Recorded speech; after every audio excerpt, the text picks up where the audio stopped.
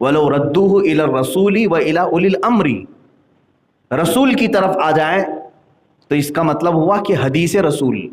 ابھی اگر حضور صلی اللہ تعالیٰ علیہ وسلم بظاہر آپ کے سامنے نہیں ہے تو اگر میں آپ کو کہوں حضور کے پاس چلے جاؤ تو کہاں جانا ہوگا آپ کو؟ حضور کی احادیث کی طرف. مثال کے طور پر آپ ایک نکاح کا مسئلہ لے کر کے آئے، میں نے کہا جاؤ حضور کے پاس، تو اس کا مطلب ہے آپ کو احادیث میں دیکھنا ہوگا میرا مسئلہ ہے کہ نہیں، حضور نے کیا فرمایا. اب دوسرے نمبر پر اسی آیت میں اللہ تعالیٰ فرماتا ہے وَإِلَىٰ أُولِي الْأَمْرِ مِنْهُمْ، اور تم میں جو اولو الامر ہیں ان کی طرف رجوع کرو. یہ اولو الامر کون ہے؟ حضور صلی اللہ تعالیٰ علیہ وسلم کے بعد جن کی طرف رجوع کرنے کا اللہ نے حکم فرمایا، اس کی مختلف توجیحات بیان کی گئیں. صحابہ اکرام جو اس زمانے میں تھے، ان میں جو علم والے، زیادہ علم والے صحابہ تھے، اللہ نے چھوٹی عمر کے صحابہ ان کو حکم دیا کہ تم بڑے صحابہ کے پاس جاؤ جن کے پاس علم زیادہ ہے، ان سے رجوع کرو. صحابہ کا زمانہ ختم ہونے کے بعد تابعین کا زمانہ آیا، پھر ان کے بعد مجتہدین کا زمانہ آیا، امام اعظم ابو حنیفہ، امام شافعی، امام مالک، امام احمد بن حنبل اور بھی دیگر. تو عوام الناس کو حکم یہ دیا گیا کہ تم میں جو بڑے عالم دین ہیں ان کی طرف رجوع کرو، اپنے مسائل کے لیے ان کی طرف جاؤ. یہ قرآن کا حکم ہے، اور یہی رسم آج تک ہمارے درمیان چلی ہے کہ جب بھی کوئی مسئلہ ہمیں درپیش ہوتا ہے تو ہم دارالافتاء جاتے ہیں اور مفتی اسلام سے فتویٰ پوچھتے ہیں. یہ لوگوں کا، ہمارا کمیونٹی کا بنایا ہوا مسئلہ نہیں ہے، یہ قرآن کا مسئلہ ہے. قرآن نے مسلمانوں کو یہ حکم دیا کہ تم اہل علم سے رجوع کرو. اب میرے عزیزو، ایک بڑی بات میں آپ کو بتا دوں، جیسے حنفی، شافعی، مالکی، حنبلی جو ہوتے ہیں، یہ کیا ہے، کیوں ہوتے ہیں؟ یہ چار امام مشہور ہیں پوری دنیا میں.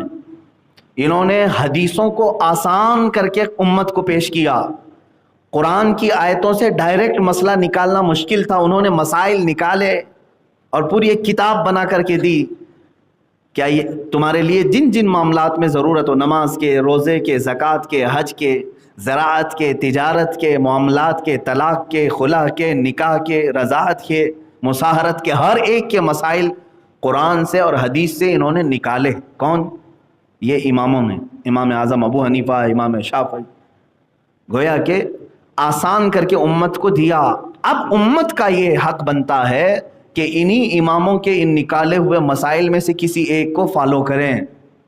اب میں ڈائریکٹ قرآن اٹھا کر کے آپ کے پاس دوں گا تو ترجمہ تفسیر تو دور کی بات ہے، دیکھ کر کے پڑھنا صحیح نہیں آتا تو اپنی زندگی کے مسائل اس سے کیسے نکالے گا آدمی؟ کیسے نکالے گا؟ تو آپ کو فالو کرنا پڑے گا کسی ایسے کو جو قرآن سمجھ چکا ہو یا حدیث رسول سمجھ چکا ہو اور اس سے اس نے مسئلہ نکال لیا ہو، آپ اسے فالو کریں. اسی کا نام تقلید ہے. غیر مقلد ہمیں یہ تانا مارتے ہیں کہ یہ سنی لوگ رسول کو چھوڑ کر، صحابہ کو چھوڑ کر یہ اماموں کی تقلید پہ لگ جاتے ہیں. میرے عزیزو، آلریڈی وہ خود بھی تقلید کر رہے ہوتے ہیں لیکن انہیں معلوم نہیں. وہ خود بھی تقلید کر رہے ہیں لیکن بلیم صرف ہمارے اوپر ہوتا ہے. مجھے ایک بھی غیر مقلد ایسا لا کر کے دکھاؤ جو تقلید نہیں کرتا، وہ منع کرتا ہے. جیسے اہل حدیث حضرات ہیں، وہ کہتے ہیں ہم اماموں کی تقلید نہیں کرتے. ان میں سے ایک بھی بندے کو میرے پاس لا کر کے بٹھاؤ اور میں پوچھتا ہوں کہ آپ تک یہ دین کے جو بھی مسائل ہیں آپ نے کہاں سے حاصل کیے، کون سی کتاب سے؟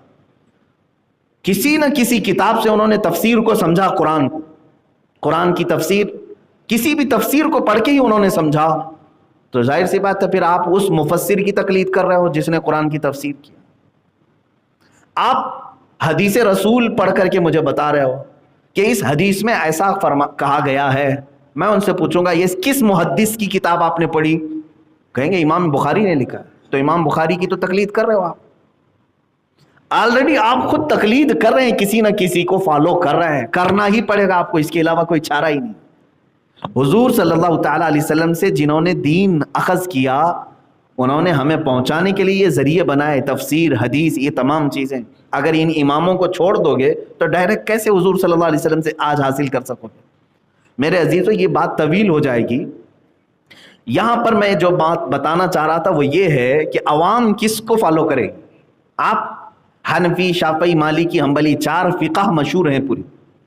ایک بات یاد رکھیں، چار عقیدے نہیں ہیں. یہ چار عقیدے نہیں ہیں، یہ چاروں اماموں کا خدا ایک ہی ہے، رسول وہی ہے، دین وہی ہے. اسکولس آف تھاٹ، سوچنے کا انداز چاروں کا الگ الگ ہے.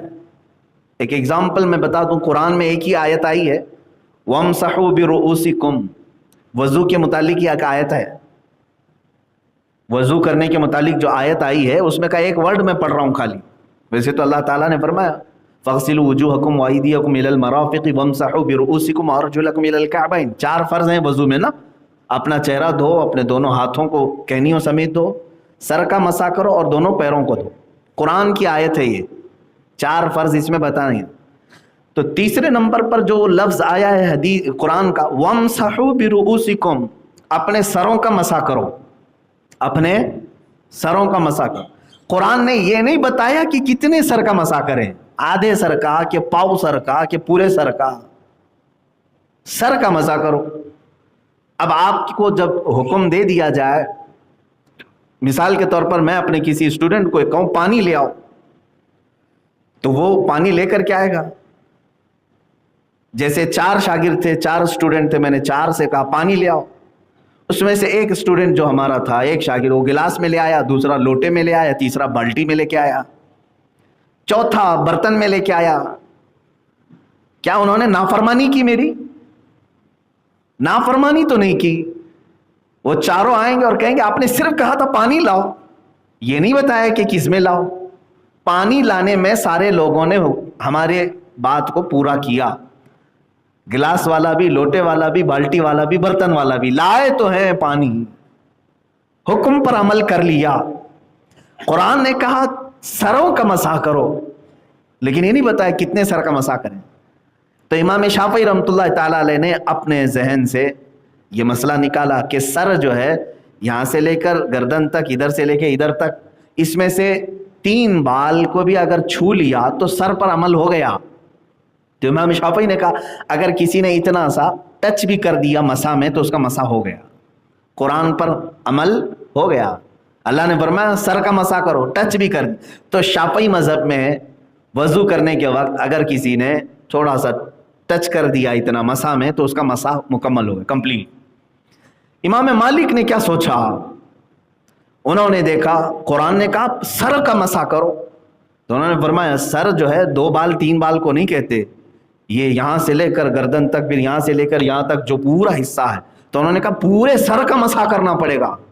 تو انہوں نے اپنی فقہ میں فرض کر دیا ایک بال بھی چھوٹنے نہ پائے، پورا سر مسح کرو. ان کے پورے سر کا مسح کرنا فرض ہے، اگر ایک بال بھی چھوٹ گیا تو مسح ہی نہیں ہوا ان کے.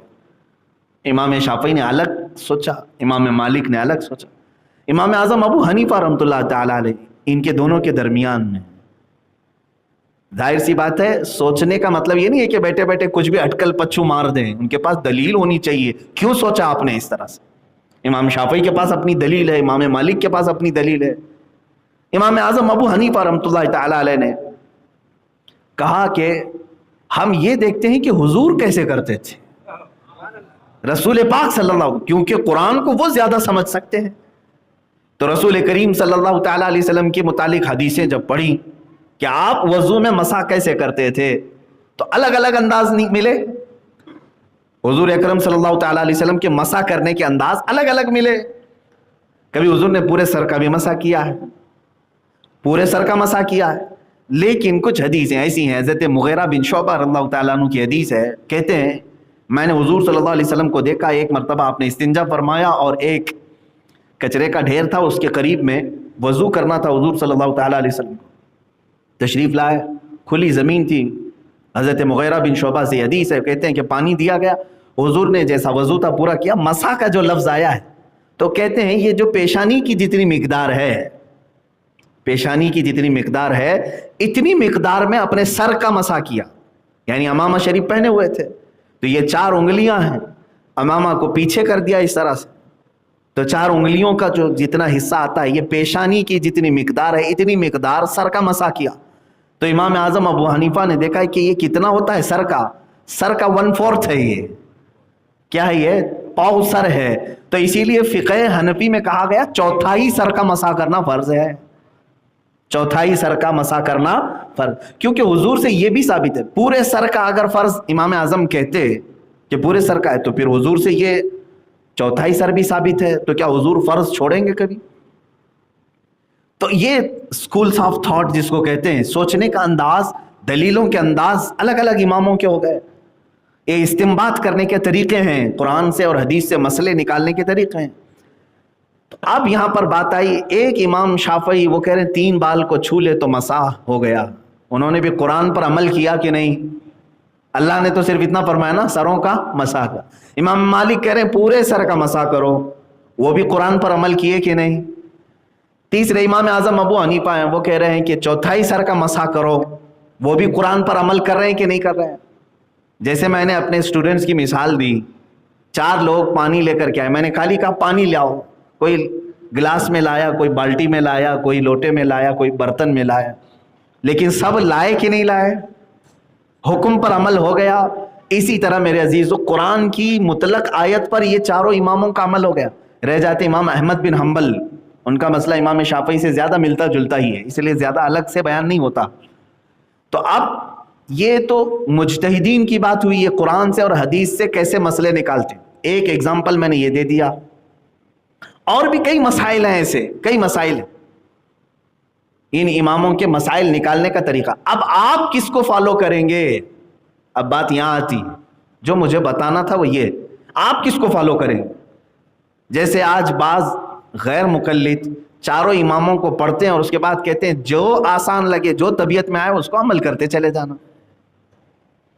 یعنی کبھی ان پر، کبھی ان پر، کبھی ان پر، چاروں فقہ میں کبھی اس کا لے لیا، کبھی اس کا لے لیا، یہ مکس کھچڑی، اور یہ نظام درہم برہم ہو جائے گا اگر اس طرح سے آپ لیتے رہیں گے. اس کی ایک ایگزامپل میں بتا دیتا ہوں، اس کی ایک اور ایگزامپل. ظہر کا وقت کب تک چلتا ہے، اس میں بھی اختلاف ہے.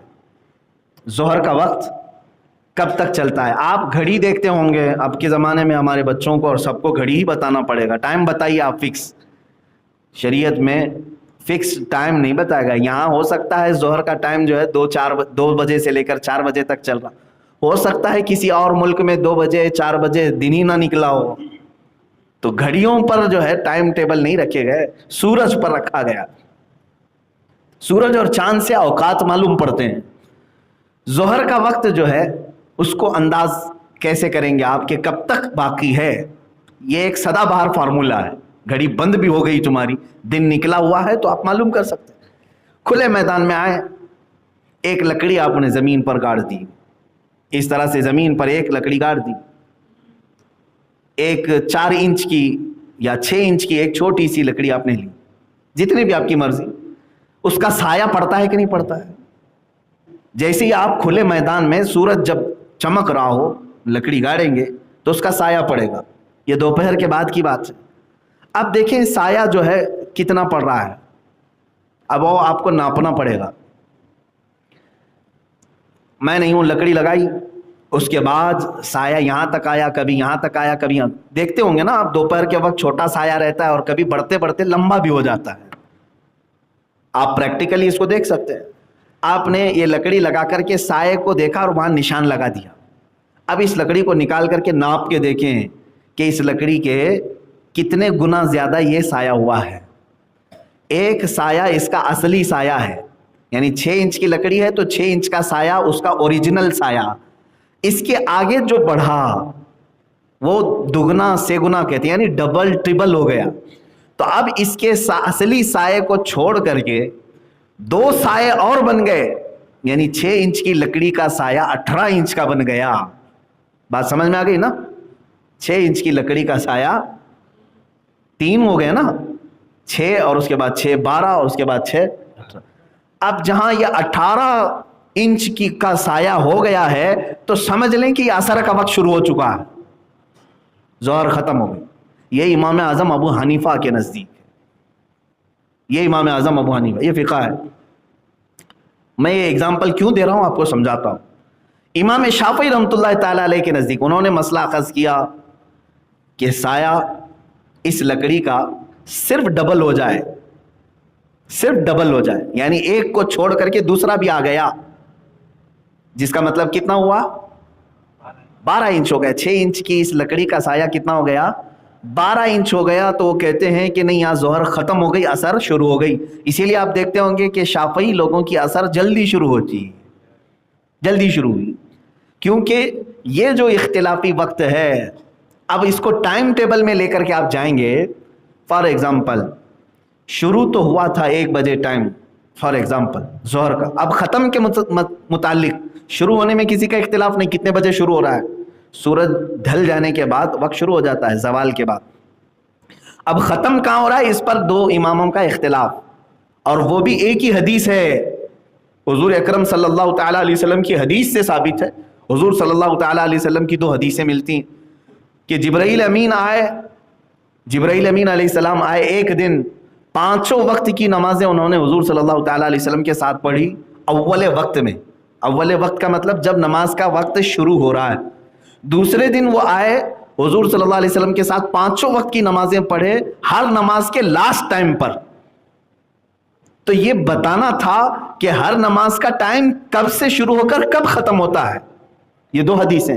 तो उस हदीस में जो जोहर का लास्ट टाइम बताया गया है, जोहर का लास्ट टाइम बताया गया है, उसमें वर्ड ये आया है कि हर चीज का साया डबल हो जाए, 2 गुना हो जाए, हर चीज का साया 2 गुना बढ़ जाए। तो ये एक ही लफ्ज आया हदीस में। तो इमाम शाफई ने कहा लकड़ी का डायरेक्ट 2 हो जाए। इमाम आजम अबू हनीफा ने कहा नहीं, लकड़ी का ओरिजिनल साया छोड़ के डबल हो जाए। ये स्कूल्स ऑफ थॉट, समझने का अंदाज अलग अलग। अब इसमें फर्क क्या पड़ा, मैंने लकड़ी गाड़ करके देखा 4 बजे यानी 3:30 बजे, आज के दिन के हिसाब से 3:30 बजे 12 इंच हो जा रहा है। तो इसका मतलब इमाम शाफई के नजदीक असर शुरू हो गई कितने बजे, 3:30 बजे, यानी जोहर खत्म हो गई। लेकिन 4 बजे तक 18 इंच का हो रहा है। एक एग्जाम्पल, 4:15 बजे के बाद 18 इंच, तो 4:15 बजे, पौना घंटा और गुजारने के बाद इमाम आजम के यहाँ असर शुरू हुई। अब मुझे बताओ, ये 3:30 से लेकर 4:15 का जो टाइम है, ये इख्तिलाफी टाइम हो गया। इमाम शाफई के नजदीक वो असर का टाइम है, और इमाम आजम अबू हनीफा के नजदीक अभी वो जोहर ही चल रही है। बात समझ में आ रही? अब अगर कोई बंदा ये कहे मैं दोनों इमामों को फॉलो करता हूं, मैं दोनों इमामों को फॉलो करता हूं, तो वो क्या करेगा मालूम है, 3:30 बजे के बाद आएगा, जोहर पढ़ लेगा इमाम आजम के नजदीक। अभी जोहर चल रही है ना, 4:15 बजे तक जोहर चलेगी, तो इमाम आजम की फिका पर वो जोहर पढ़ेगा। 3:30 के बाद 3:35 3:40 पे जोहर पड़ेगा, और फिर फौरन खड़े होकर के असर भी शुरू कर देगा कि नहीं, इमाम शाफई का वसर का वक्त शुरू हो चुका है। तो वो अपनी तबीयत को इसमें दाखिल करेगा। इसलिए मेरे अजीजों, अवाम उन्नास किसको फॉलो करें, किसको फॉलो करें, आप कौन से इमाम की तकलीद करेंगे, यही मसला मैं बताना चाह रहा था। उलमा और मुहद्दिसीन और फुक़हा ने फरमाया, हर जगह के अवाम के लिए मसला ये है कि जिस फ़िक़ह के उलमा उनके इलाके में ज़्यादा हैं, उसी फ़िक़ह को फॉलो करे। बात समझ में आ रही है? आपके इलाके में अगर इमाम आज़म अबू हनीफा की तकलीद करने वाले उलमा ज़्यादा हों, तो अवाम भी वही फ़िक़ह को फॉलो करे, इसलिए कि तुम डायरेक्ट मसाइल नहीं समझ सकोगे। अगर कहीं पेचीदगी आएगी तो पूछोगे किससे, इमाम आज़म से, इमाम आज़म अबू हनीफा से पूछोगे जाकर? नहीं, बल्कि तुम्हारे दौर ज़माने में मौजूद जो उलमा हैं उन्हीं से सवाल करोगे। आप उत्तर प्रदेश में रहने वाला कोई, यूपी में रहने वाले अक्सर उलमा, जितने भी उलमा हैं वहाँ सब हनफी हैं, सब हनफी हैं, फ़िक़ह हनफी को मानने वाले। वहाँ कोई उठा और कहा कि नहीं मैं आज से शाफ़ी बन जाता हूँ, इमाम शाफ़ी को फॉलो करूँ, तो उसकी इतनी कैपेसिटी नहीं कि नमाज के मसाइल, रोज़े के मसाइल, हज के मसाइल वो इमाम शाफ़ी के कहाँ से ढूंढ करके लाएगा। फिर उलमा के पास उसे जाना पड़ेगा। तो वहाँ जो मौजूद उलमा है वो फ़िक़ह हनफी के उलमा हैं, तो उसे ऐसे फ़िक़ह को फॉलो करना होगा जो उसके इलाके में, उसके ज़माने में जिस फ़िक़ह के उलमा ज़्यादा हैं। अब केरला में जाएं, केरला में तकरीबन सब शाफ़ी हैं, कोकन के इलाके में अक्सर शाफ़ी। अब वहाँ पर कोई ये कहे कि नहीं मैं मालिकी बन करके रहूँगा, तो मसाइल किससे पूछेगा जाकर के? उलमा सब शाफ़ी हैं। तो इसका मतलब ये हुआ कि अवामुन्नास डायरेक्ट ये चारों इमामों को फॉलो नहीं करते, बल्कि अपने ज़माने के उलमा को फॉलो करते हैं। یہی قرآن کہہ رہا ہے کہ جب تمہارے درمیان کوئی اختلافی مسئلہ آئے تو اہل علم سے رجوع کرو جو تمہارے زمانے میں موجود ہے. یہ قرآن کا حکم ہے.